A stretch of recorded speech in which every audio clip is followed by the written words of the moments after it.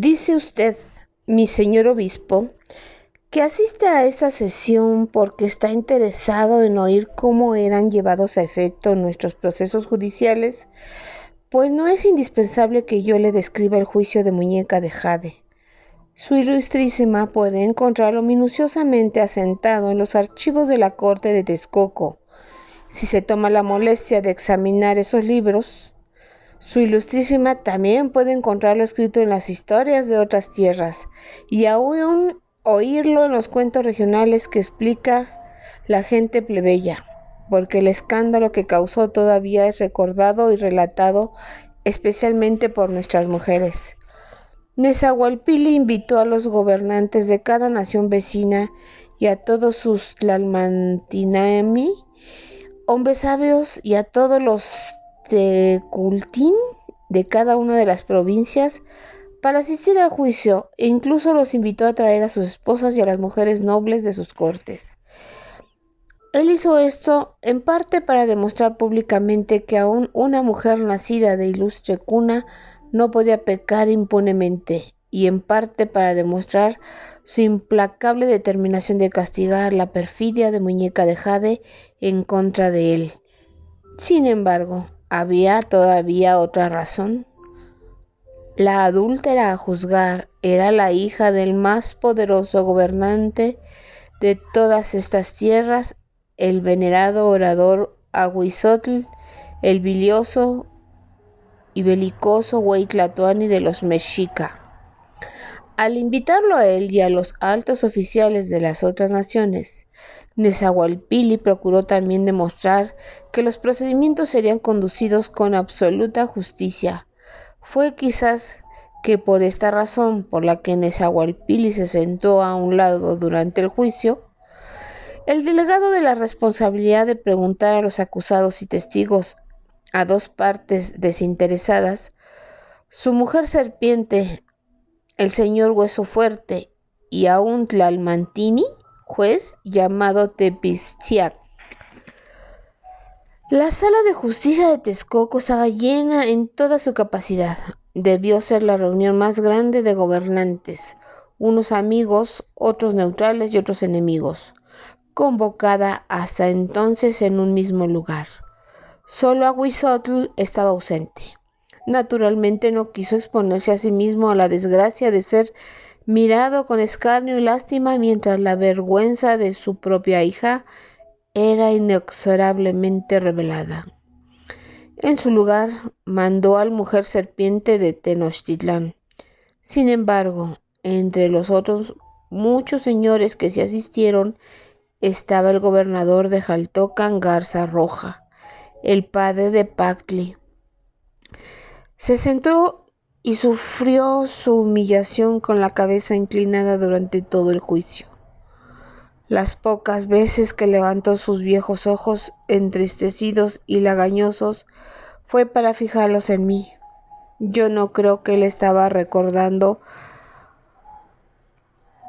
la observación que había hecho ya hace tiempo cuando comentó acerca de mis ambiciones juveniles.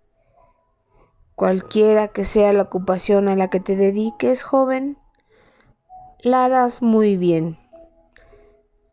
Las interrogaciones hechas a todas las personas que vieron y se vieron involucradas fueron lentas, detalladas, tediosas y muy seguido repetidas. Solamente recuerdo las preguntas y respuestas más pertinentes para contarlas a su Ilustrísima. Las dos personas acusadas principalmente eran, por supuesto, Muñeca de Jade y el señor Alegría.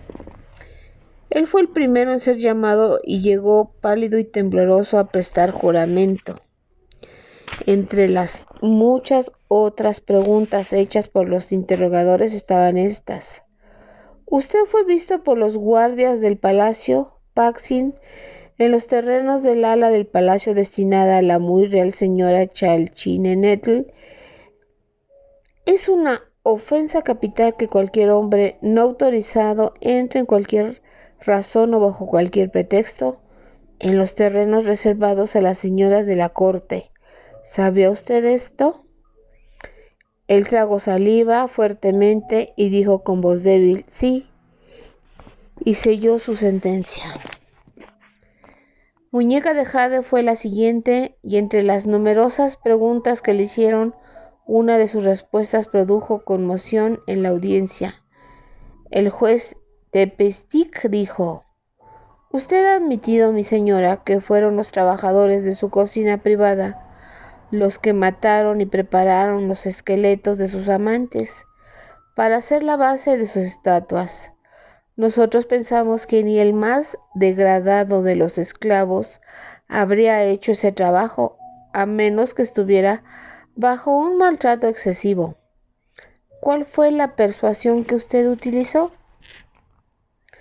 En su dulce voz de niñita, ella dijo, «Mucho tiempo antes puse mis propios guardias en la cocina para ver que los trabajadores no tomaran nada de la comida, ni siquiera probaran lo que cocinaban para mí.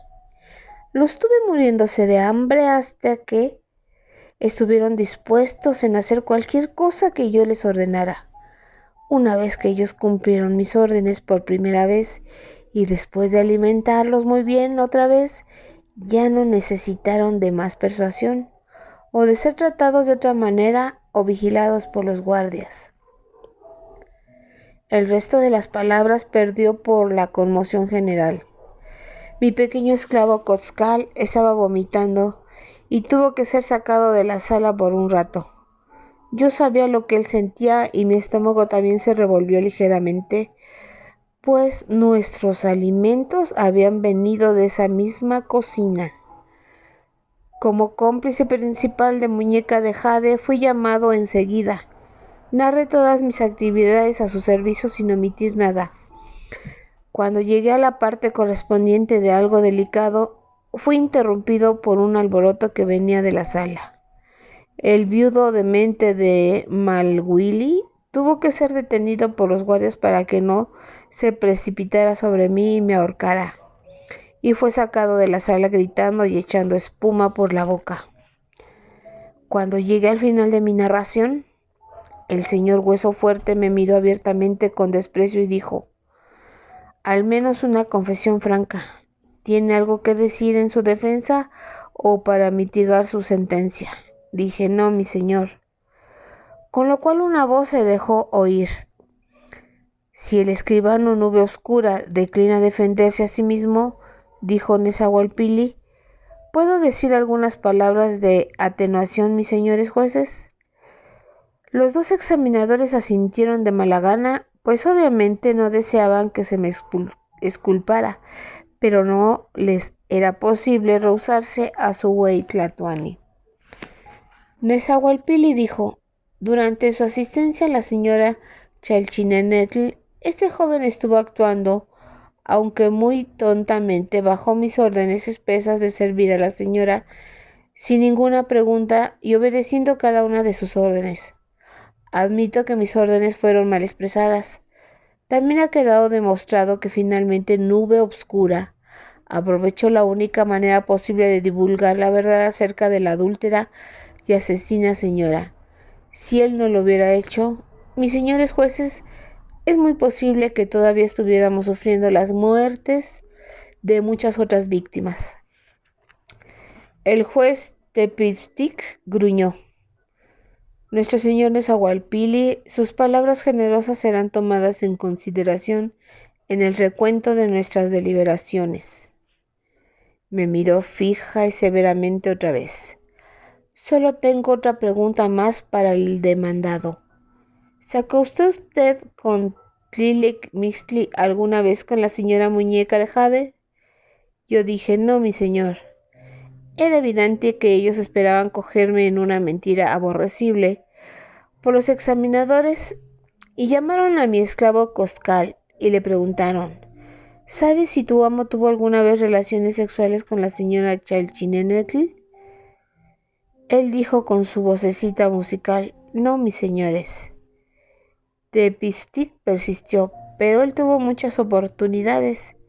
Koskal dijo inflexiblemente, «No, mis señores. ¿Cuántas veces mi amo estuvo en compañía de la señora por el espacio de tiempo que fuera Yo siempre estuve presente a su servicio. No, ni mi amo ni ningún otro hombre de la corte se acostó con la señora, excepto uno, y eso fue durante la ausencia de mi amo en la fiesta. Una noche cuando la señora no pudo encontrar un compañero de fuera. Los jueces se inclinaron hacia él. ¿Algún hombre del palacio? ¿Quién? Coscal, dijo yo. Y los jueces oscilaron hacia atrás. ¿Tú? Dijo Hueso Fuerte, sin poder creerlo. ¿Cuántos años tienes, esclavo? Acabo de cumplir los 11, mi señor. Habla más fuerte, muchacho. ¿No estás tratando de decir que tú serviste como compañero sexual de la acusada adúltera? ¿Que tú efectivamente estuviste a acompañamiento con ella? ¿Que tú tienes un tepule capaz de? Dijo. ¿Respondió mi tepule? Gritó Coscal conmocionado, cometiendo la impertinencia de interrumpir al juez. Mis señores, ese miembro solamente es para hacer las aguas. Yo serví a mi señora con la boca, como ella me dijo que era lo apropiado. Yo nunca tocaría a la señora noble con algo tan sucio como un tepule. Si él dijo alguna otra cosa, fue ahogado por las carcajadas de los espectadores. Aún los dos jueces hicieron el esfuerzo de mantener sus caras impasibles. Este fue el único momento jovial de aquel día horrible. Tlali fue el último cómplice en ser llamado. Había olvidado mencionar que en las noches en que los guardias de Nezahualpilli invadieron el estudio de Chimali, por alguna razón fortuita, había estado ausente. No había habido motivo para que Nezahualpilli o sus ayudantes sospecharan la existencia de un segundo artista. Aparentemente ningún otro de los acusados se tomó la molestia de mencionar a Chimali, y así Tlali había podido pretender que él había estado trabajando solo. Hueso Fuerte dijo: Chicuase Cali, Ixtac Tlali, usted ha admitido que ciertas estatuas que se han presentado como evidencia fueron hechas por usted. Sí, mis señores, dijo él firmemente. Difícilmente podría negarlo. Ustedes verán en ellas mi firma, el glifo de la cabeza del halcón grabado, y abajo la marca sangrienta de mi mano. Sus ojos buscaron los míos, suplicando silencio, como diciendo: perdona a mi mujer, y yo guardé silencio. Finalmente, los dos jueces se retiraron a una habitación privada para sus deliberaciones. Todos los demás que estaban en la sala de justicia dieron gracias de poder salir de esa grande pero mal ventilada habitación para disfrutar un poco de aire fresco o fumar un poquietl fuera en los jardines. Nosotros los demandados nos quedamos, cada uno con un guardia armado y alerta parado a nuestro lado, y cuidadosamente evitábamos cruzar nuestras miradas.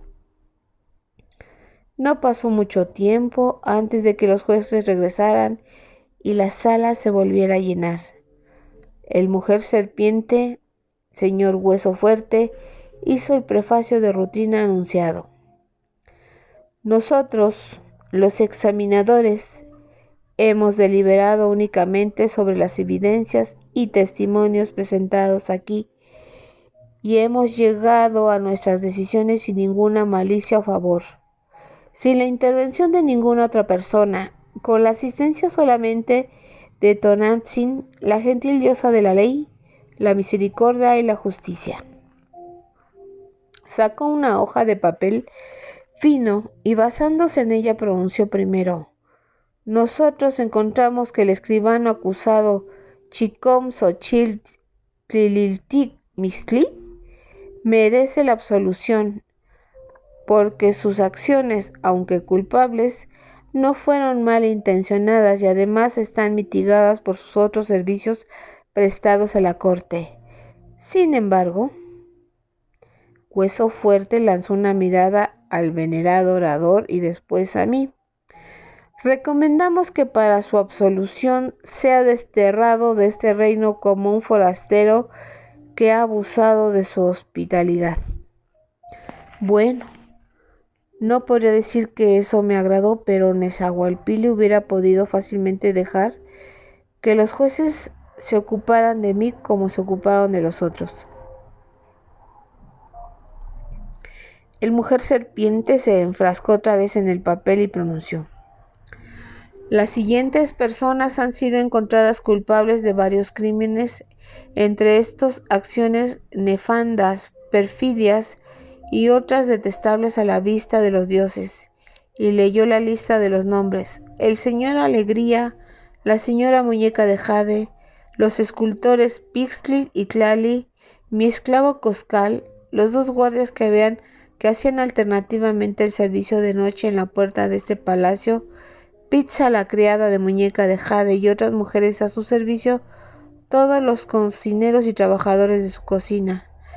El juez concluyó su monótona locución: en vista de que estas personas han sido encontradas culpables, nosotros no hacemos ninguna recomendación ni en severidad ni en suavidad, y sus sentencias deberán ser dictadas por el Güey Tlatoani. Nezahualpilli se levantó lentamente. De pie, por un momento pensó profundamente, luego dijo: como mis señores recomiendan, el escribano Nube Oscura será exiliado para siempre de Texcoco y de todas las provincias de los Acolhua. Al esclavo convicto Coscal le doy mi perdón en consecuencia a su tierna edad, pero él también será desterrado de estas tierras. Los nobles Paxin y Chalchinenetl serán ejecutados en privado y dejaré que la forma de su ejecución sea determinada por las nobles señoras de la corte de Texcoco. Todos los demás que han sido encontrados culpables por los señores jueces son sentenciados a ser ejecutados públicamente por medio del Ipacxochitl, sin el auxilio previo de Tlazotleotl. Ya muertos, sus cuerpos serán juntados con los residuos de sus víctimas y quemados en una pira común. Me alegré de que el pequeño Coscal fuera perdonado, pero sentí compasión por los otros esclavos y plebeyos. El Ipacxochitl era el lazo guirnalda de la horca, que ya era bastante malo, pero Nezahualpilli les había negado también el consuelo de la confesión con el sacerdote de Tlazotleotl. Eso significaba que sus pecados no serían engullidos por la diosa que come suciedad, y puesto que ellos serían incinerados junto con sus víctimas, cargarían con sus culpas todo el camino hacia el otro mundo al que fueran y continuamente seguirían sufriendo un intolerable remordimiento por toda la eternidad. Coscal y yo fuimos escoltados de regreso a nuestras habitaciones y allí uno de los guardias gruñó: ¿qué es esto? Afuera de la puerta de mi apartamento, a la altura de mi cabeza, había una señal, la marca impresa de una mano ensangrentada, silencioso recordatorio de que yo no había sido el único inculpado que había salido con vida ese día. Y entonces empecé a preocupar de si Chimal intentaría vengar su propia pérdida. Alguna broma de mal gusto, dije, encogiéndome de hombros. Mi esclavo la limpiará. Coscal tomó su esponja y una jarra de agua y salió al corredor, mientras yo esperaba escuchando detrás de la puerta. No pasó mucho tiempo antes de que oyera llegar a Muñeca de Jade, también custodiada. No podía distinguir el sonido de sus pequeños pies entre las pesadas pisadas de su escolta, pero cuando Coscal volvió a entrar con su jarra de agua teñida de sangre, dijo: la señora viene llorando, mi amo, y con sus guardias viene un sacerdote de Tlazteotl. Yo murmuré: si ella ya confesó sus pecados para ser engullidos, significa que ya no le queda mucho tiempo. Y en verdad que le quedaba ya muy poco tiempo, pues poco después volvió a oír cómo se abría su puerta cuando ella fue llevada a la última cita de su vida. Amo, dijo Coscal tímidamente, usted y yo estamos Desterrados, ¿verdad? Sí, suspiré. Como estamos desterrados y él retorcía sus manitas ásperas por el trabajo, ¿me llevará con usted como su esclavo y su sirviente? Sí, le dije después de pensar unos momentos. Tú me has servido con lealtad y no te abandonaré. Pero en verdad, Coscal, no tengo ni idea a dónde iremos. El muchacho y yo estuvimos confinados. No fuimos testigos de ninguna de las ejecuciones, aunque después supe los detalles de los castigos infligidos al señor Alegría y a la señora Muñeca de Jade, y estos detalles pueden interesar a su ilustrísima. El sacerdote de la diosa, la que come suciedad, ni siquiera dio a la muchacha la oportunidad de confesarse completamente con Tlazolteotl. Pretendiendo bondad, le ofreció una bebida de chocolatl para calmar tus nervios, hija mía, en el que él te había mezclado una infusión de la planta Toloatzin, que es una droga soporífera de gran poder.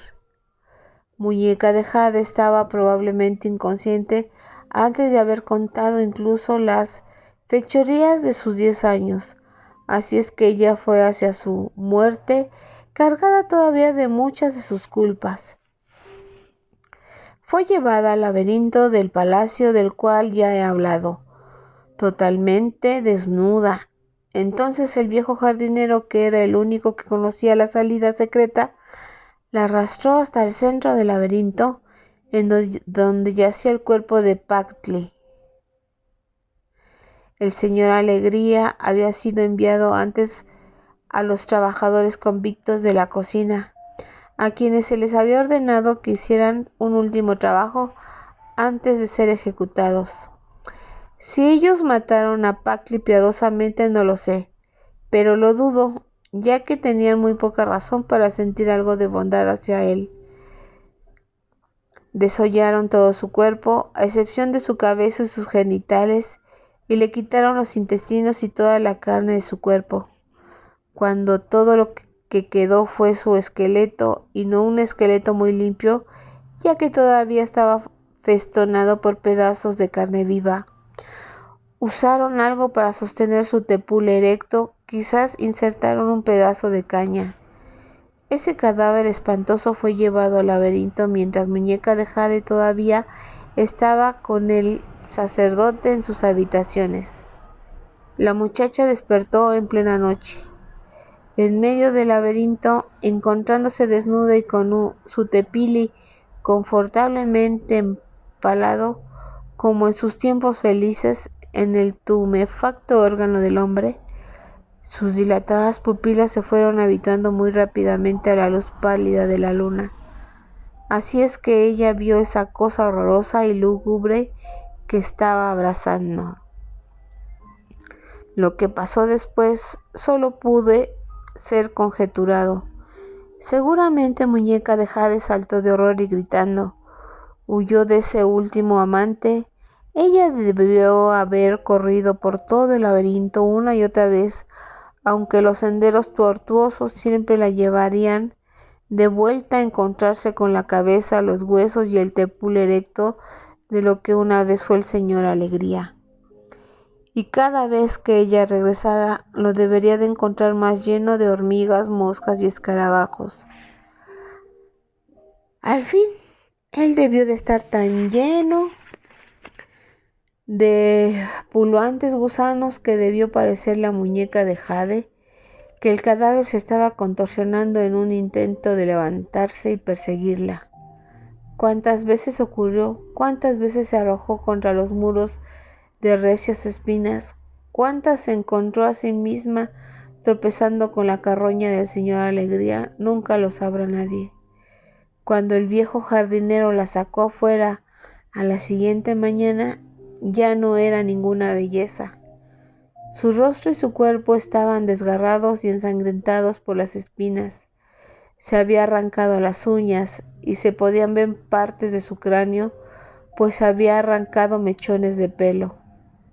La droga que le había agrandado los ojos se había consumido. y sus pupilas eran unos puntos invisibles en sus ojos fijos y saltones. Su boca permanecía abierta en un grito silencioso. Muñeca de jade, que siempre se había sentido muy orgullosa y había sido muy vanidosa de su belleza, se hubiera sentido ultrajada y mortificada por lo horrible que se veía, pero en esos momentos a ella ya no le importaba. En algún momento de la noche, en alguna parte del laberinto, su aterrorizado y galopante corazón había finalmente estallado.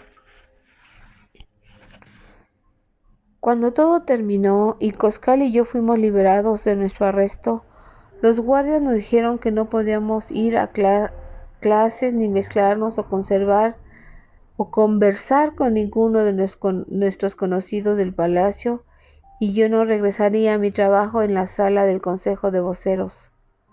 Solo podíamos esperar, tratando de pasar lo más desapercibidamente posible hasta que el venerado orador decidiera cuándo y dónde mandarnos al exilio.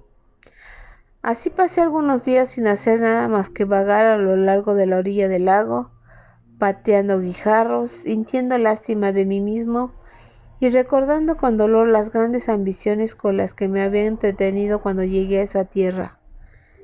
En uno de esos días, ensimismado en mis pensamientos, dejé que el crepúsculo me alcanzara muy lejos, a lo largo de la ribera, y me volví para regresar a toda prisa al palacio antes de que la oscuridad cayera.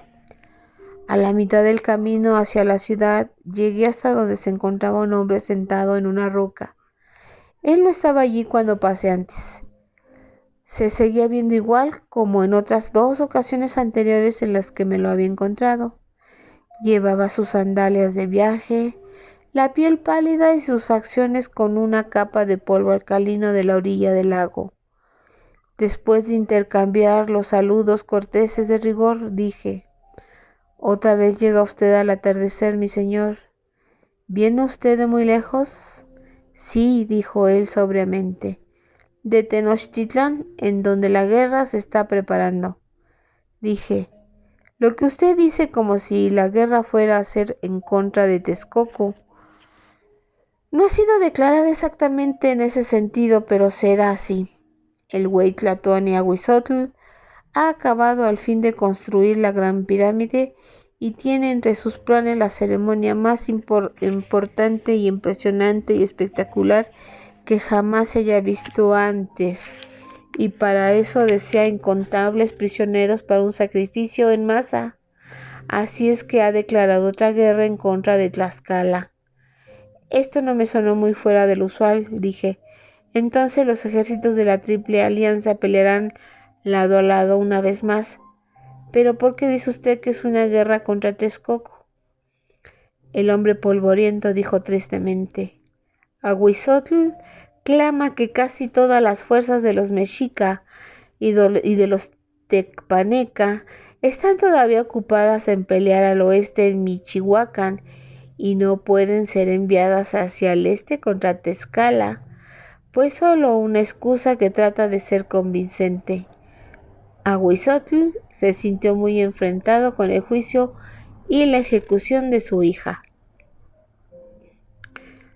Yo le dije: «Él no puede negar que ella se lo merecía», lo cual hace sentirse más enojado y vengativo. Así es que él ha acordado que Tenochtitlán y Tlacopan envíen solo un puñado de hombres en contra de los tlaxcalteca y que Texcoco deba contribuir con la mayor parte del ejército. Sacudió su cabeza. «De todos los guerreros que pelearán y morirán para asegurar los prisioneros para el sacrificio de la Gran Pirámide, quizás 99 de cada 100 serán Acolhua. Esta es la forma en que Ahuizotl vengará la muerte de Muñeca de Jade». Yo le dije: «Cualquiera puede ver que es una injusticia que los Acolhua lleven toda la carga del combate. De seguro que Nezahualpilli podrá rehusarse». «Sí, él podrá hacerlo», dijo el viajero con voz fatigada, «pero eso podría romper la Triple Alianza e incluso provocar El irascible Aguizotl a declarar abiertamente la guerra contra Texcoco. Con una voz todavía más melancólica, él continuó. También Nezahualpili debe sentir que tiene que hacer alguna expiación por haber ejecutado a esa muchacha. ¿Qué? Dije con indignación. ¿Después de lo que ella le hizo? A pesar de eso, pues quizás él debe sentir alguna responsabilidad por haber sido negligente con ella. Pudiera ser que algunos otros también sintieran responsabilidad. Sus ojos me miraron y de repente me sentí incómodo. Para esta guerra Nezahualpili necesitará a cada hombre que pueda conseguir. Sin duda él será bondadoso con los voluntarios y probablemente rescindirá cualquier deuda de honor que ellos deban. Tragué saliva y dije, mi señor, hay algunos hombres que no pueden ser útiles en la guerra. Entonces pueden morir en ella, dijo fríamente. Por gloria, por penitencia, en pago de una deuda por una vida feliz en el mundo del más allá de los guerreros, por cualquier razón. Una vez te escuché hablar acerca de tu gratitud para con Nezahualpili y tu disposición de demostrársela. Hubo un gran silencio entre los dos. Después, como si por casualidad hubiera cambiado de tema, el hombre polvoriento dijo como conversando. Se rumorea que pronto dejarás Texcoco. Si pudieras escoger, ¿a dónde irías?